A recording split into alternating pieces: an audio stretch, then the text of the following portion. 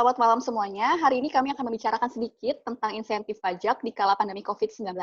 Sudah hadir bersama kami Bapak Justinus Prastowo, seorang akademisi, praktisi perpajakan Indonesia yang juga merupakan staf khusus Kementerian Keuangan. Selamat malam, Pak. Selamat malam, Mbak Eulia. Kita langsung saja ke pertanyaan yang pertama. Baik, beberapa waktu lalu di sebuah acara di stasiun televisi, Bapak sempat menyebutkan adanya 3 fokus di kala pandemi ini, yakni health, social security, dan economic stimulus. Nah, kami akan membahas lebih lanjut tentang economic stimulus ini, terutama dalam insentif pajak. Yang pertama, apakah Bapak bisa mengelaborasi agar masyarakat semua bisa mengetahui apa yang dimaksud dengan insentif pajak, yang termasuk salah satu stimulus ekonomi tersebut? Ya, insentif pajak yang diberikan pemerintah dalam rangka penanganan COVID ini memang ditujukan untuk pertama memberikan dukungan cash flow bagi para wajib pajak, sehingga para wajib pajak itu bisa mempunyai income yang lebih atau tidak tergerus daya belinya, sehingga bisa menjaga daya tahan rumah tangga. Itu yang diharapkan. Yang kedua, konteksnya dalam rangka mendukung industri supaya juga bisa bertahan, termasuk bagaimana mereka bisa memanfaatkan peluang-peluang yang ada. Lalu yang ketiga, itu mengantisipasi.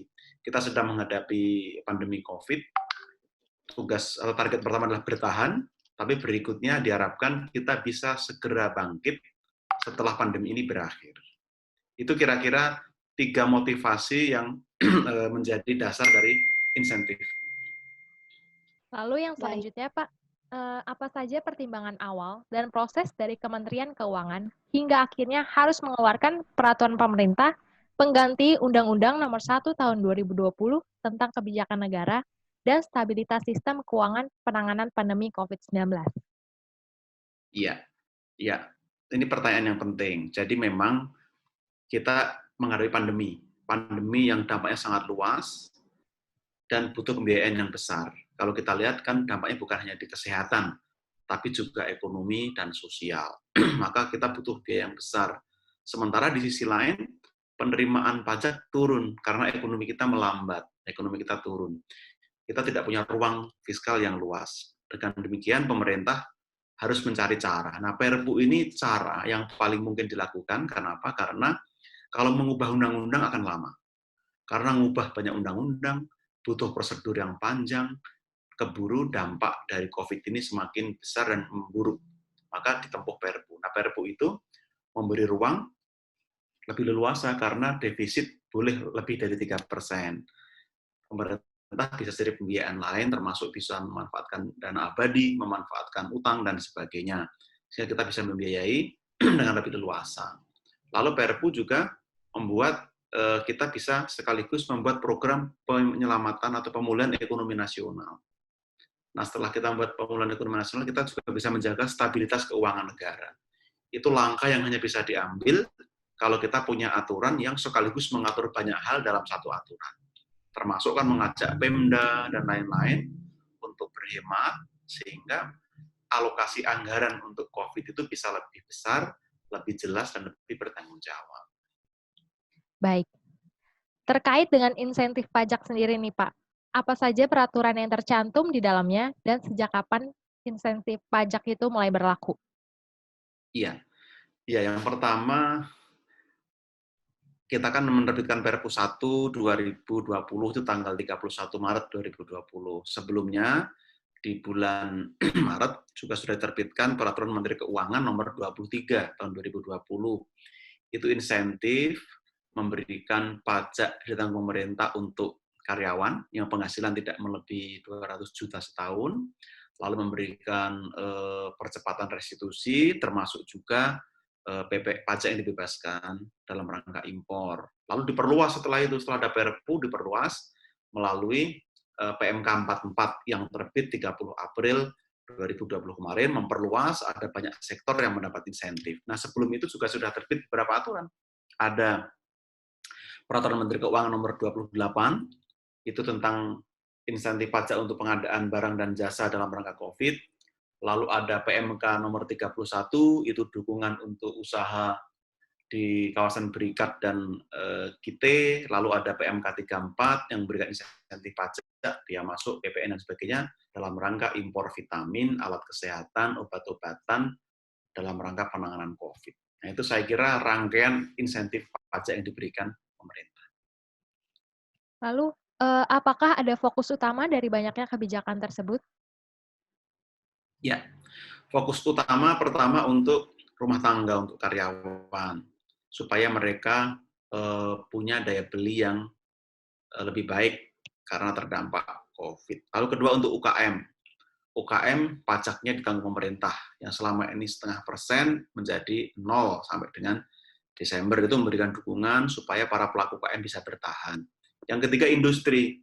Industri yang padat karya, banyak karyawan, yang punya orientasi ekspor, yang punya nilai tambah tinggi, diberi dukungan, supaya mereka bisa bertahan, syukur-syukur mereka juga punya opportunity untuk ekspor, sehingga bisa menambah devisa kita.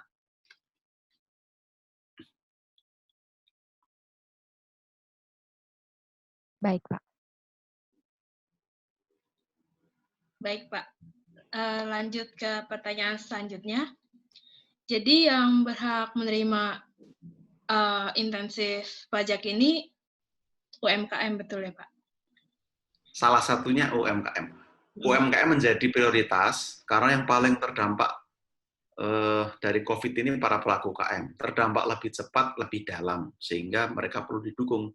Nah, dukungan fiskalnya selain pajak UKM dari pemerintah tadi, juga ada dukungan kredit. Para pelaku UKM yang punya utang, yang kredit KUR, lalu UMI, Mekar, dan sebagainya, itu mendapat penundaan sampai dengan 6 bulan, dan disubsidi bunganya, supaya mereka tidak berat. Itu kan mendorong supaya UKM bisa bertahan, menopang UKM. Lalu yang ketiga, selain itu, UKM juga diberi keleluasaan untuk channeling, mendapatkan kredit lebih baik untuk bisnis, untuk bertahan dengan bunga yang rendah karena disubsidi. Nah, itu saya kira dukungan pemerintah dalam konteks stimulus fiskal yang lebih all out untuk para pelaku UKM. Oke, tentang syarat-syaratnya bagaimana, Pak, prosedur dari kebijakan intensif ini? Insentif, ya. Ya, kebijakan ini prosedurnya pertama harus memenuhi syarat klasifikasi lapangan usaha. Kalau berbeda klasifikasi lapangan usaha, syaratnya membetulkan dulu. Yang belum lapor SPT, lapor dulu supaya patuh. Yang belum ber-NPWP, tinggal bikin NPWP supaya patuh. Jadi syarat-syarat formal itu penting. Untuk apa? Untuk memastikan supaya kepatuhan pajak juga tinggi. Yang mendapat insentif juga dilatih, dididik untuk apa? Untuk patuh.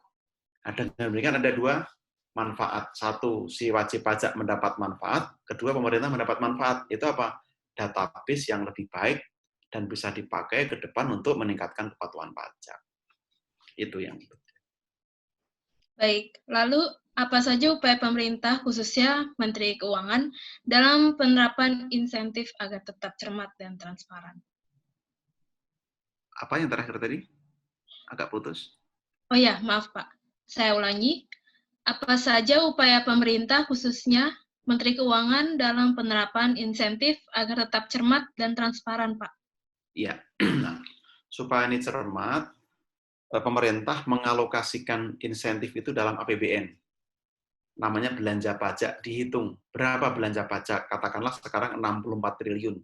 Itu dihitung sektor apa, jenis pajaknya apa, berapa besar. Sehingga apa? Sehingga bisa dilakukan pengawasan. Karena semua diberikan melalui APBN, maka nanti akan diaudit oleh Badan Pemeriksa Keuangan.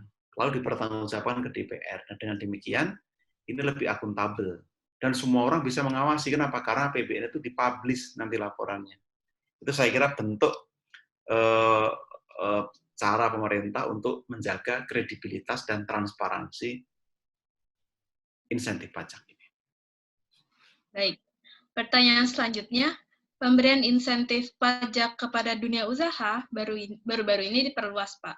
Salah satu contohnya PPh pasal 21 dari yang semua 8,6 triliun menjadi 25,66 triliun.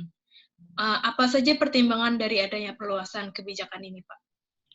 Ya, perluasan kebijakan ini tentu saja merespon karena dampak COVID semakin luas. Hampir semua sektor terdampak. Dan mereka butuh insentif, butuh dukungan, maka ini ada perluasan. Tentu ini membuat skala prioritas juga bagaimana perluasan dilakukan secara terukur. Nah, sektor-sektor tertentu yang memang sedang booming ya tidak mendapat insentif, karena mereka justru harus menyumbang pajak lebih besar. Misalnya sektor telekomunikasi, sektor hiburan, lalu mungkin internet dan sebagainya. Tapi secara umum yang terdampak jauh lebih besar, maka perluasan itu sebagai konsekuensi dari itu. Pertanyaannya, apakah masih akan ada kemungkinan bertambah seiring berjalannya waktu? Jika ya atau tidak, apa saja pertimbangannya dan berapa lama prosedur untuk perluasan insentif tersebut? Ya, tentu saja masih terbuka ruang untuk perluasan insentif atau penambahan insentif. Kenapa? Karena kita tahu dampak COVID juga semakin luas dan kita juga belum bisa memprediksikan ini akan berakhir kapan, seberapa luas, seberapa dalam. Maka pemerintah selalu menghitung, berjaga-jaga, apabila ada penambahan sektor atau dampak, tentu tetap akan disediakan insentif. Karena tujuannya adalah negara harus hadir melindungi rakyat yang terdampak, memastikan mereka dibantu, ditolong, sehingga tidak terlalu berat beban yang mereka harus pikul. Baik, selanjutnya, menurut Bapak, apakah kebijakan ini dinilai telah cukup tanggap atau responsif dalam mengantisipasi dampak dari pandemi COVID-19 ini? Ya, menurut saya ini sudah cukup responsif ya, dalam arti kan ini juga diambil berdasarkan masukan dari para pelaku usaha, diskusi dengan para pelaku usaha, dan juga melibatkan mereka. Jadi ini bottom up, lalu partisipatif, inklusif. Jadi dapat dipastikan ini memang cukup responsif. Bahwa ada yang belum, ada yang kurang, tentu masih kita hitung, kita pertimbangkan. Kenapa? Karena negara juga butuh penerimaan. Tetap saja negara tidak bisa sama sekali tidak mengungut pajak. Maka sekarang dijaga betul, dicari ukuran yang tepat, dosisnya yang pas, sejauh mana pemungutan pajak tetap bisa dilakukan, negara mendapatkan penerimaan, tetapi jangan sampai menekan atau memberatkan industri yang saat ini pun sedang berjuang untuk survive. Itu kira-kira prinsip dasarnya. Lalu selanjutnya, beberapa pihak mengatakan insentif pajak dari pusat yang selama ini telah dikeluarkan belum cukup akomodatif untuk dunia usaha dan perlunya insentif pajak daerah. Menurut Bapak, seberapa perlu insentif pajak daerah tersebut? Insentif pajak daerah kan sebenarnya malah sudah diberikan lebih dulu sebagian, melalui pajak restoran, pajak hotel, pajak hiburan yang tidak dipungut atau dibebaskan dan diganti dengan subsidi oleh pemerintah pusat. Tapi dulu kan motivasi awalnya karena kita belum ada COVID, itu dulu mendorong pariwisata.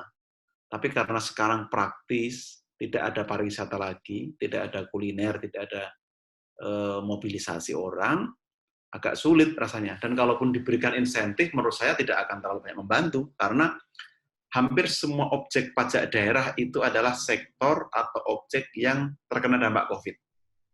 Hiburan, restoran, pariwisata. Jadi mungkin yang dibutuhkan Pemda itu bukan insentif atau yang dibutuhkan oleh para pengusaha bukan insentif pajak daerah, tetapi bagaimana mereka mendapat dukungan cash flow yang baik. Karena praktis nggak dipungut pajak mereka di daerah. Oke, baik Pak. Sejauh ini, sudahkah kebijakan saat ini berjalan sesuai dengan yang diharapkan? Ya, kita terus melakukan evaluasi, monitoring, bagaimana pelaksanaan di lapangan. Tentu evaluasi itu penting untuk mengukur efektivitasnya. Sejauh ini antusiasme sangat tinggi. Sudah ratusan ribu wajib pajak yang apply untuk memanfaatkan fasilitas ini. Ini menunjukkan sebenarnya animo tinggi. Kalau animo tinggi juga sebenarnya menyedihkan juga karena mereka betul-betul terdampak sebenarnya kan. Nah, itu yang sebenarnya sekarang terjadi. Nah, apakah efektif? Nanti akan kita ukur, selain dari yang membutuhkan, berapa yang betul-betul mendapatkan, dan sejauh mana ini mendukung industri perlu diukur. Tapi sekarang memang baru sebulan, rasanya masih terlalu prematur kalau kita mau mengukur efektivitasnya. Yang penting tugas pemerintah sekarang adalah insentif ini bisa dimanfaatkan masyarakat dengan lebih mudah, lebih cepat. Itu yang penting. Kecepatan, kemudahan sekarang itu menjadi kunci, karena orang sudah berhitungnya bukan minggu, bukan hari, mungkin dari jam ke jam. Itu saya kira yang menjadi concern dari pemerintah saat ini. Lalu, apakah kebijakan insentif tersebut dinilai telah berhasil dalam mengatasi gejolak ekonomi pandemi sekarang ini? Belum bisa dipastikan karena memang belum dilakukan pengukuran yang menyeluruh, tapi sekurang-kurangnya ini kan cukup melegakan, terutama bagi dunia usaha. Karena take home pay rumah tangga juga meningkat, perusahaan juga mendapatkan relaksasi, meskipun bagi sebagian pelaku ini belum cukup. Karena toh mereka rugi, jadi nggak perlu bayar pajak juga. Jadi sebenarnya butuh dukungan insentif non-fiskal. Nah, sekarang itu dilakukan racikan kebijakan yang lebih berimbang antara fiskal yang berupa pajak dengan fiskal yang berupa non-pajak. Itu tadi, dukungan kredit, channeling untuk bisa meminjam, penundaan utang, dan sebagainya. Itu juga penting buat mereka. Lalu dukungan lain kan dikaitkan dengan misalnya subsidi listrik. Lalu selain subsidi listrik juga biaya sewa yang nanti akan disubsidi. Itu juga menurut saya penting. Ini dalam rangka memastikan bagaimana dunia usaha tetap bisa bertahan, dan kalaupun sekarang PSBB, kelak mereka tidak kehilangan tempat. Pertanyaan terakhir nih ya Pak, apa harapan Bapak ke depannya terutama dalam perekonomian Indonesia dalam masa pandemi ini? Ya harapannya pemerintah bisa membuat insentif yang desainnya memang sesuai dengan kebutuhan masyarakat.